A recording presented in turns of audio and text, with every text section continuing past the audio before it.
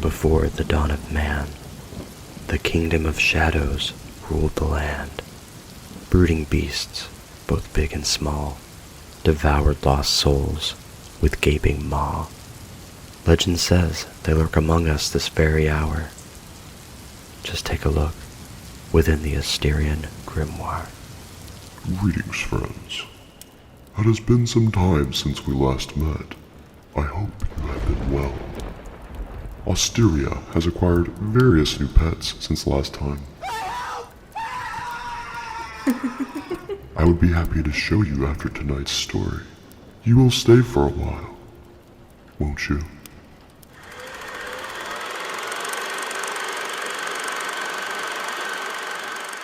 Up until I was 7, I lived in a log cabin inside a national forest. My parents own and operate a small business where they rent out cabins. Basically one of those campground/model type things, with the cabins you can stay in, except a lot more remote. And we lived up there since housing for the owners came with the place when they bought it. As a result, I've always had a unique relationship with the forest. I was allowed to pretty much roam in the wild as long as I stayed within earshot. And we had dogs, so wild animals snatching me up was never a huge concern. My dad did have to scoop me up and run away from some bears at one point, but that's a story for a different time. Anyway, it was awesome. However, there's always been something a little dark and scary about that forest. Pine beetles decimated over half of the lodgepole pines that made up the forest when I was little, and that just made it even worse. There was always the sense that something was watching you, something that didn't like you very much. To this day, I fully believe that something lives in those woods, and so does my brother, who wasn't born yet, or was too young to remember anything about what I'm about to tell you. There was never really a defining point where weird stuff started happening around the house, and to me, I just remember hearing things and getting weird feelings, especially at night. I've always had sleeping problems, and I would always wake up in the middle of the night, and when I did, I would feel as if something was standing over my bed and watching me, or I would hear whispers very close to my ear that were definitely not from anyone I knew. The one I've heard the most is a distinctly feminine voice, silky and sharp. I heard them a lot less when we moved out of the forest, and nowadays, I don't really hear them at all. I still get that feeling that something's watching me though, while I sleep. Even after moving out of the house in the forest, and after moving into a place of my own. Not as frequently as I did when we lived in the forest, but I still feel it every once in a while. It always happens when I wake up in the middle of the night. And the second I'm fully conscious, I start feeling this almost oppressive sort of weight wash over me, and that feeling of being watched. I have always had a vivid image in my head when this happens. One of a dark, tall, shadowy figure with white or green eyes. When I was very little, I used to think I was just imagining a creature to go with the feeling. I don't believe that anymore, because something happened when I was about 5 or 6 that is burned into my brain. I had a window in my room that looked out onto the deck that was attached to the side of the house, and we had lights on the deck that we sometimes left on at night. It was probably early January or so when this happened. We were snowmobiling in and out of the cabins to get to town, and, more importantly to the story, there was enough snow on the ground that you couldn't get anywhere without leaving a very obvious trail. As I did frequently, I woke up in the middle of the night, seemingly for no reason. I don't remember exactly why I looked out the window. I might have felt like I was being watched, or I was just getting up to go wake up my mom and tell her I couldn't sleep. But regardless, I looked out the window and saw 2 shadowy figures. A thick feeling of dread settled over me, and I just knew they were there to watch me and to threaten me. They were indistinctly, vaguely human-shaped silhouettes, and I remember vividly having the thought if they were able to get inside, or if they were able to catch me outside, they were going to hurt me. I was so scared that I made my mom move my bed, a bunk bed, so that the top bunk would be blocking the window. They also went outside and checked for footprints, or other signs that a customer might have been on the deck for some reason, but there were no tracks whatsoever in the snow.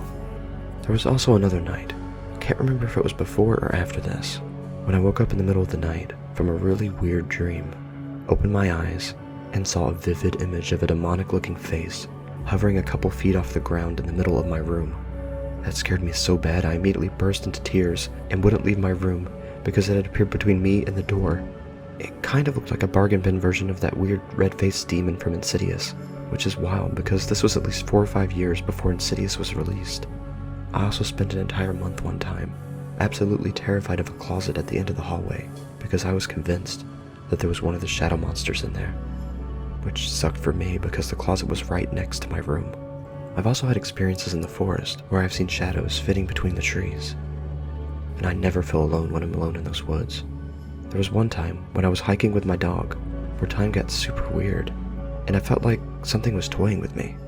We had hiked up to the ponds that were around 2 miles from the cabins. I had been there quite a few times, and I know the area around those cabins like the back of my hand. But on the way back, I started to get this weird feeling of being watched, and an even weirder feeling, like time wasn't making any sense. I started noticing that the walk back was taking a lot longer than it usually did, even though I was sure I was taking the same route. I always did. I even saw familiar landmarks, but it felt like the forest was expanding out in front of me, trying to disorient and trap me. It was one of the most disorienting and oppressive things I've ever felt. I kept my bearings though, and as soon as I got within 100 yards of the cabins, the feeling disappeared. All that said, I still go hiking and stuff because I honestly have a really morbid fascination with whatever it is that makes the place so weird, and I randomly hyperfixated on the history of the area, and it has inspired a lot of my writing and other creative projects. But I'm always extremely careful, and don't go without my dog or another person. I will also be especially careful for a little while after I tell people this story, because things tend to get really weird for me for at least a week after I tell someone about the shadow people in my window. The last time I told the full story in detail, I was seeing shadows out of the corner of my eye wherever I went, and that feeling of something watching me sleep was so powerful, and some nights I would be terrified to even open my eyes in case I actually saw whatever it was. I also got extremely sick after telling the story. Now I'm sure there's logical explanations for all of this, but where's the fun in that? I also refuse to believe I imagined those shadow people, or that they were a part of my dreams, because I don't have nightmares.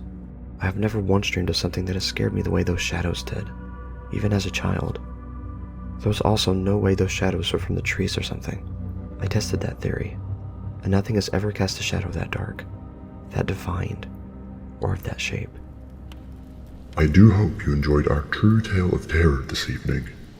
Again, if you would like to submit your own tale and have your nightmares brought to life, you can reach out to us. The information provided in the description and pinned comment of this video. Come back and visit anytime.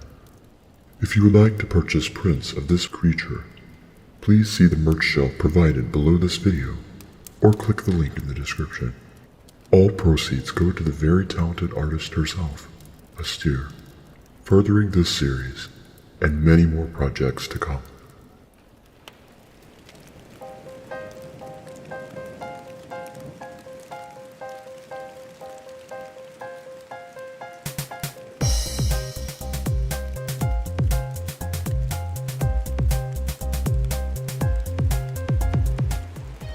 If you like this monster, don't forget to buy our limited edition prints and merch.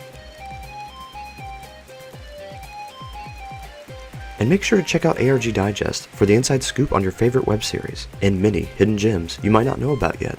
The first 3 issues are available now. Next issue is available at the end of July. Also, make sure to check out Austere's Buy Me a Coffee page to support. You can do this directly at buymeacoffee.com/Austere.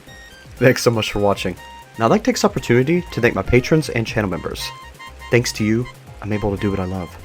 CNK114, Investigator Zeus, Dobby's Music, Jeremolins, Free Spirit Katie, MC Darfer, Vexus, Agnieszka, Granny Monster, Nightmare Luna, Lily Ardat, and Elliot the Epic 242. Really, thank you so much for everything you do. It means the world to me.